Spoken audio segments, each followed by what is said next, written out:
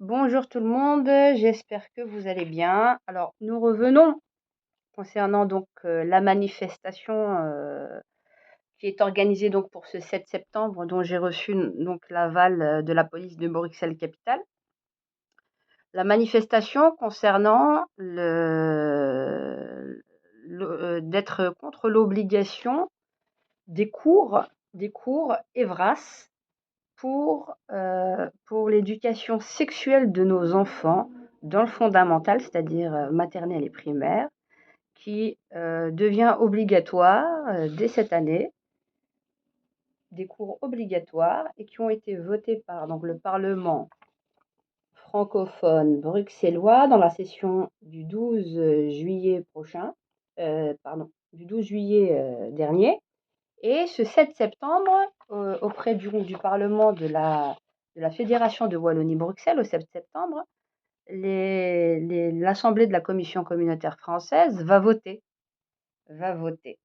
Et donc, je tenais à expliquer et à revenir sur le fait qu'il y ait eu certaines personnes, sous prétexte d'être allées dans des groupes Facebook.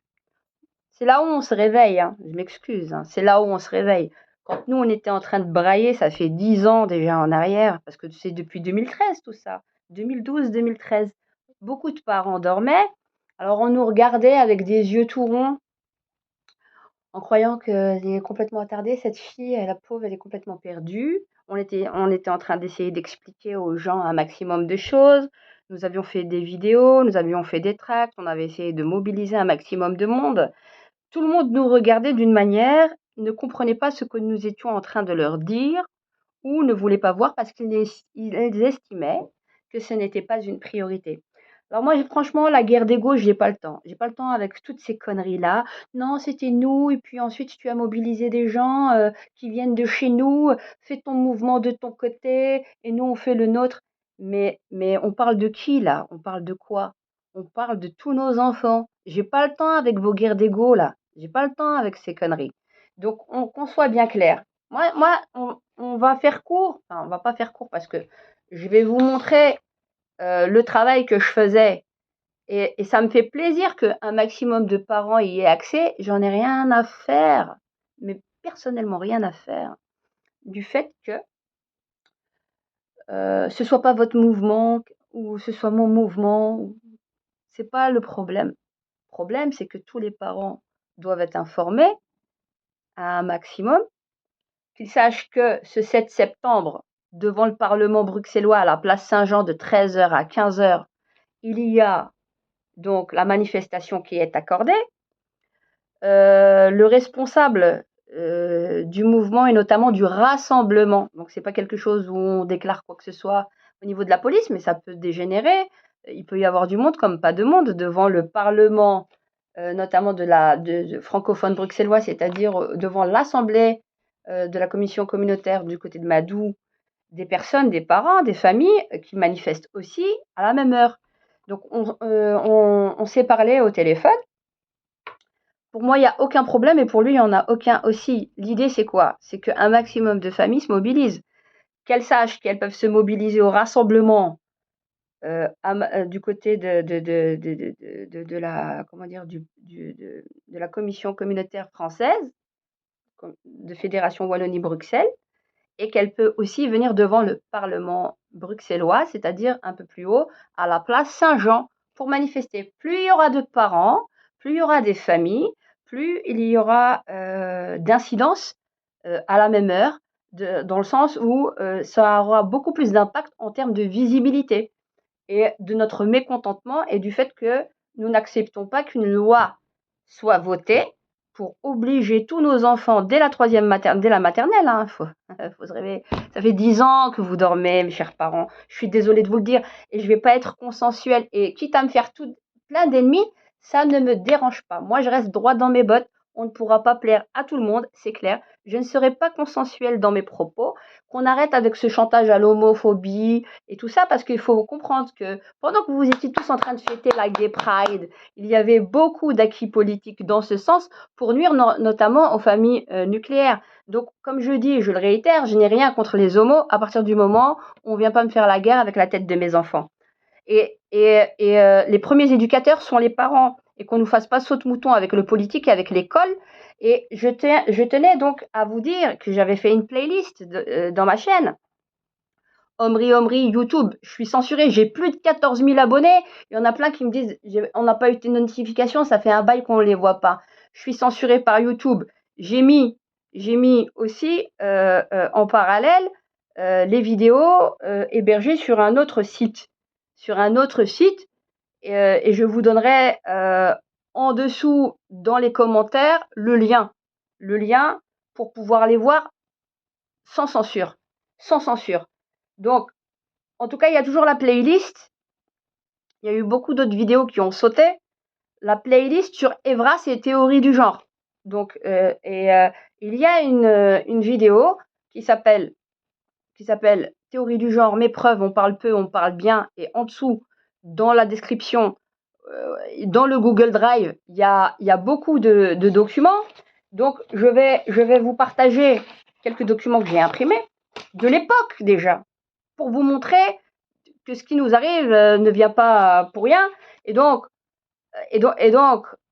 à 3 jours de la manifestation nationale du 7 septembre 2023 devant le Parlement bruxellois, ou aller au rassemblement devant le Parlement de la Fédération Wallonie-Bruxelles, on s'en fout. Vous savez pourquoi on s'en fout? Ah, c'est pas devant le Parlement bruxellois, mais c'est devant la... On s'en fout. Vous savez pourquoi? Parce que beaucoup sont mouillés au niveau du Parlement bruxellois, et beaucoup ont signé dans votre dos. Et moi, j'ai les noms. J'en ai plein des noms. Et il y en a plein qui ont des noms, mais moi, j'ai les archives, les vieux dossiers que je vous ai mis sous la vidéo, la théorie du genre, mes preuves, et que vous pouvez télécharger chez vous et voir, parce qu'il y a des 28 pages, des 30 pages, des 2 pages. Donc, je vais vous lire. Pendant que vous dormiez, pensiez à vos vacances et qu'on vous fait des textes de loi, là. Voilà. Donc, ça, c'était déjà Déclaration des droits sexuels. Le choix ouvre sur un monde de possibilités. Voilà. Qui sommes-nous? L'IPPF est un prestataire mondial de services de santé sexuelle et reproductive et l'un des premiers défenseurs de la santé et des droits en matière de sexualité et de reproduction pour tous. C'est un mouvement d'organisation nationale œuvrant avec et pour les communautés et les individus. L'IPPF œuvre pour un monde où tous, femmes, hommes et jeunes, où qu'ils soient, ont le contrôle de leur corps et donc de leur destinée. Un monde où tout un chacun est libre de choisir d'être ou non parent. Ça, c'est de la broderie. Vous allez voir, droit sexuel de l'enfant derrière. Tout ça, on brode. On dirait, celle-là, elle est réac. Il faut pas parler comme ça. Faudrait être beaucoup plus policé pour converger un maximum de monde. Moi, écoutez-moi bien. On ne pourra pas plaire à tout le monde. Et ce que j'ai à dire est tout à fait légitime. N'en déplaise à tous. Et sur la place publique, je peux le dire. Et je le dirai. Quoi qu'il arrive, on ne laissera pas faire les lobbies LGBT, le CAL, le PS, la Fédération Wallonie-Bruxelles, faire ce qu'elle veut avec la tête de nos enfants, faire du chantage aux établissements dans les protocoles qu'ils signent avec les écoles, même les écoles privées. Hein. Vous dormez, hein, les écoles catholiques et tout le bazar. Vous dormez, ça fait 10 ans que vous dormez tous. Donc, je vais vous lire. Fiche info, les jeunes socialistes du PS, le mouvement Evras. Ça, c'était en 2015. Non, pardon. Je vais vous donner exactement la date. J'en ai des noms, Et ça, vous pouvez les avoir, comme je vous dis, sur la vidéo. Allez dans la playlist Evras, théorie du genre. Et la première des vidéos, c'est théorie du genre, mes preuves. Juste en dessous, vous avez accès à une vingtaine de documents, dont certains sont beaucoup plus longs. Il y a 60 pages, 30 pages. Et vous aurez le temps de voir le chef-d'œuvre qu'on nous prépare pour les générations futures, n'est-ce pas? Qu'est-ce que l'Evras? Alors, éducation à la vie relationnelle, affective, ça fait joli. Et sexuelle, c'est ça la partie qu'il faut bien retenir. Est un des objectifs de l'enseignement obligatoire en Fédération Wallonie-Bruxelles. Alors, les jeunes, les parents. Alors, qui sont les acteurs concernés? Les jeunes, premiers concernés par l'Evras, les jeunes sont amenés. On parle des jeunes, soi-disant, là, c'est du secondaire. Hein. Et après, on a descendu. Sont amenés à se poser tout au long de leur développement vers l'âge adulte, c'est des questions en lien avec leur affectivité sexuelle auxquelles il est parfois dur de pouvoir de répondre ou simplement trouver un interlocuteur avec qui en parler. Il y a les parents, déjà les premiers des éducateurs. Ensuite, les parents, chaque famille abordera de manière différente les questionnements de son enfant avec toutes les inégalités que cela implique d'une famille à l'autre et contraintes environnementales. Jusque-là, vous suivez. Nous sommes une pression sociale en tant que parents, attention. C'est pour ça qu'on nous fait saute-mouton. Ensuite, l'école, les professeurs, les éducateurs, les médiateurs, les chefs d'établissement. Le milieu scolaire est un acteur de l'EVRAS à part entière. Le milieu scolaire est un acteur de l'EVRAS à part entière, car il est la base de l'émancipation sociale et du développement de l'enfant. Les professeurs, les éducateurs, les médiateurs sont au quotidien avec les élèves. L'école est également un lieu de vie où l'EVRAS se vit au quotidien. Dans chaque école, les élèves doivent avoir droit à une information égale sur ce qui se passe dans leur vie affective et sexuelle. Jusque-là, tout va bien. Les CPF, centres de planning familiaux. Les centres de planning familial disposent d'une expertise de longue date en matière d'EVRAS, sont des acteurs extérieurs indispensables et complémentaires à l'école. Jusque-là, tout va bien. État de la situation. Il y a le décret au nom des inégalités, les constats. 20% des jeunes parmi les 2e, 3e et 4e secondaires n'ont jamais participé à des activités d'animation EVRAS lors de leur parcours. État des lieux des activités d'EVRAS de 2003. Des différences en fonction des établissements scolaires sont constatées, certains étant parfois plus réticents à organiser des animations EVRAS. Certaines écoles organisent des animations d'EVRAS, soit de manière ponctuelle suite à un problème survenu au sein d'établissements scolaires par exemple, soit de manière régulière. Il existe une double discrimination. On va s'axer sur la discrimination homme-femme, genre, inégalité, tout ça, pour nous faire le cheval de Troie. Alors, une double discrimination, et aussi entre les écoles et les établissements. Écoutez bien le raisonnement. Il existe une double discrimination entre les élèves de l'enseignement professionnel, technique et artistique et ceux de l'enseignement général. Ce sont justement les élèves qui sont les moins touchés par les animations à la vie relationnelle, affective et sexuelle qui ont une sexualité plus précoce et des comportements sexuels à risque. Donnez vos preuves. Donnez vos preuves. Donnez vos preuves. C'est-à-dire quoi? Ce sont justement les élèves qui sont les moins touchés par les animations. C'est-à-dire ceux qui n'avaient pas de l'EVRAS avant. Logiquement, si nous n'avions pas l'EVRAS avant, ça veut dire que tout le monde avait une sexualité précoce bien avant l'EVRAS. Tout le monde. C'est-à-dire qu'on ne le faisait pas à 18, 20 ans. Non. Maintenant, on rentre au nom de la prévention des concepts de plus en plus jeunes aux petits pour faire le vivier pour pédophiles. Et aussi anti-discrimination LGBT, pour aligner tout le monde autour du genre. Il y a plein de choses à dire. Il y a beaucoup de vidéos que j'ai faites dans ce sens. Je vous laisse le temps et le soin d'en prendre acte, de prendre à votre aise. Vous avez 3 jours avant de venir à notre manifestation. Notre, en tant que parent. Vous voyez ce que je veux dire. Moi, j'ai pas de problème d'ego, cette histoire-là, ça ne m'intéresse pas. C'est tous nos enfants. Il s'agit de tous nos enfants. Voilà. Donc, on parle du décret mission du 24 juillet 2007. Alors, ça c'est vite fait. Vous aurez le temps de les lire dans le... Alors, la circulaire 4550, il s'agit de ça, l'EVRAS. Elle a été faite au 10 septembre 2013. J'ai les noms, j'ai les documents derrière, le protocole d'accord de l'époque déjà. Alors, qui est concerné? La Fédération Wallonie-Bruxelles, le libre subventionné, le libre confessionnel, le libre non confessionnel, l'officiel subventionné. Donc, chères écoles quoi? Privées. À partir du moment où vous êtes un peu subventionné par la Fédération Wallonie-Bruxelles, vous allez être obligé de plier. La condition sine qua non de la signature des protocoles. 12 juillet 2023. 10 ans. 10 ans. Vous faisiez quoi pendant 10 ans quand on sonnait l'alarme? On nous prenait pour une allumée. Pendant les 10 ans, j'ai gueulé. Vous allez voir. Il n'y avait personne qui s'était réveillé. Je m'en fous. Vous comprendrez. 10 ans. On nous regardait comme des allumés avec des yeux ronds comme des billes. On vous expliquait les choses. Les gens n'ont pas été solidaires, ni dans les mosquées, ni dans les associations, On a parlé à tout le monde, à des parents, on a parlé à tout le monde. C'est pas que pour les musulmans, c'est pour tout le monde. Oui, les imams, tout le monde. Oh non, on peut pas. Tout le monde a peur. On n'a pas peur des lobbies LGBT. Et on ne fera pas la guerre avec la tête de nos gosses. Et le CAL, Centre d'action laïque, ni pute ni soumise. Vous avez tous les noms. Lisez tout ce que j'ai mis comme documentation. Et là, surtout ce décret avec les articles. Que dit l'article là qu'ils nous ont fait le 12 juillet? LGBTQI. L'éducation à la vie, c'est exposer des motifs.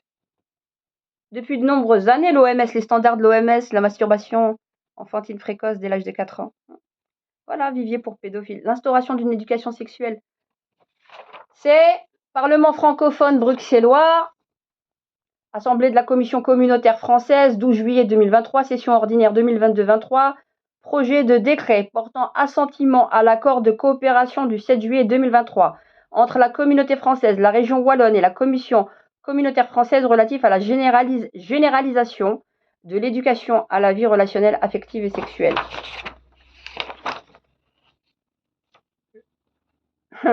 MeToo, balance ton porc, ils ont tout mis. LGBTQI, cheval de Troie au nom des ultra-féministes. C'est ce que je vous disais déjà avant.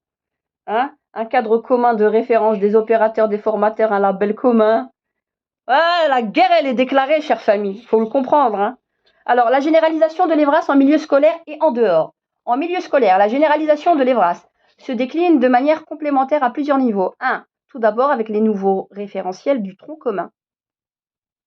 Et vous savez que vous pouvez être poursuivi en tant que parent parce que les cours sont devenus obligatoires au même titre que le français et les maths. L'EVRAS aussi est devenu obligatoire déjà depuis un certain temps, de plus en plus. Mais là, on laissait une certaine latence aux directeurs d'école, aux directions, aux professeurs. Là, il n'y a plus de chipotage possible. Là, on vous fait la corde au cou.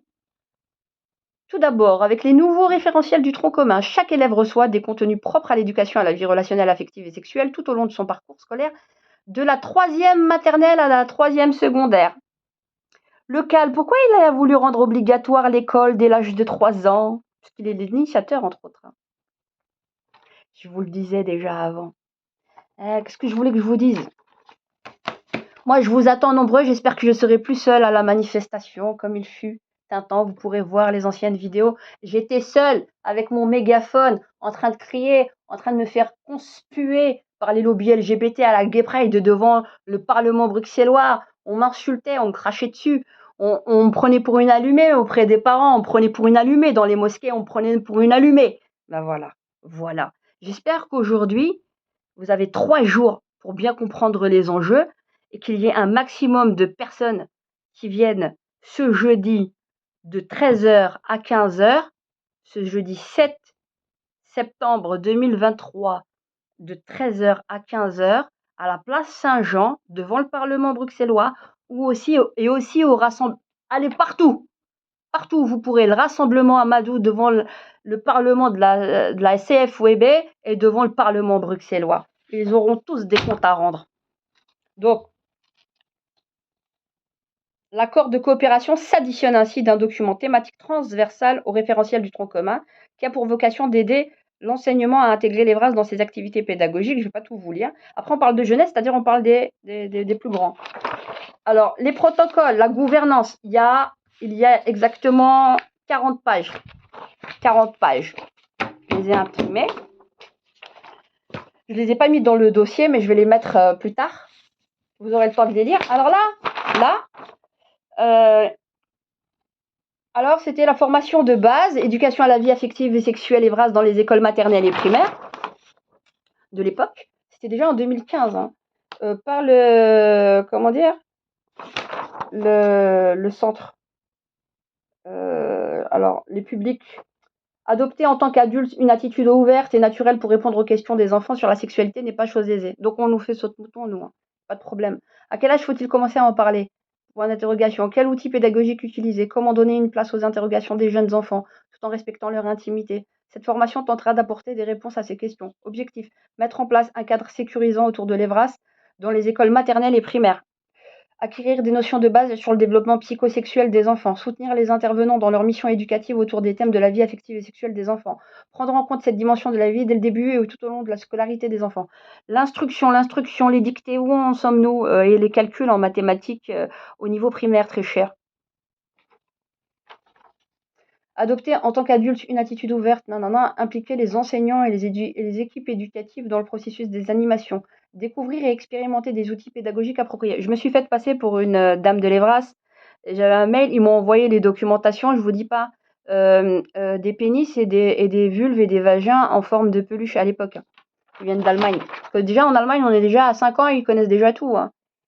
Vivier pour pédophiles, on est en train de faire.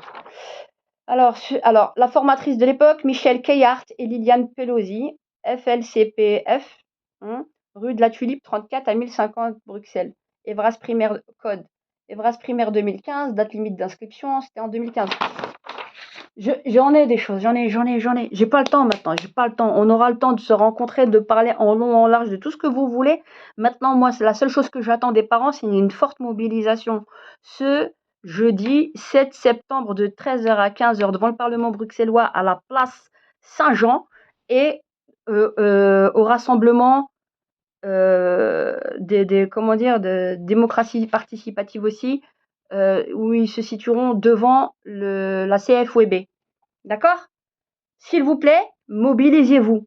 Mobilisez-vous, regardez la playlist Evras, théorie du genre, pour comprendre le pourquoi du comment. Et là, ils ont fait une ossification, tout est devenu obligatoire et ça va être voté ce 7 septembre. Donc bonjour les dégâts, réveillez-vous chers parents, je suis pas là moi pour plaire, on va pas s'entendre sur tout, mais il faut qu'on s'entende sur l'essentiel. On touche pas à nos mômes. Bonne journée et rendez-vous ce jeudi 9 septembre à 13h.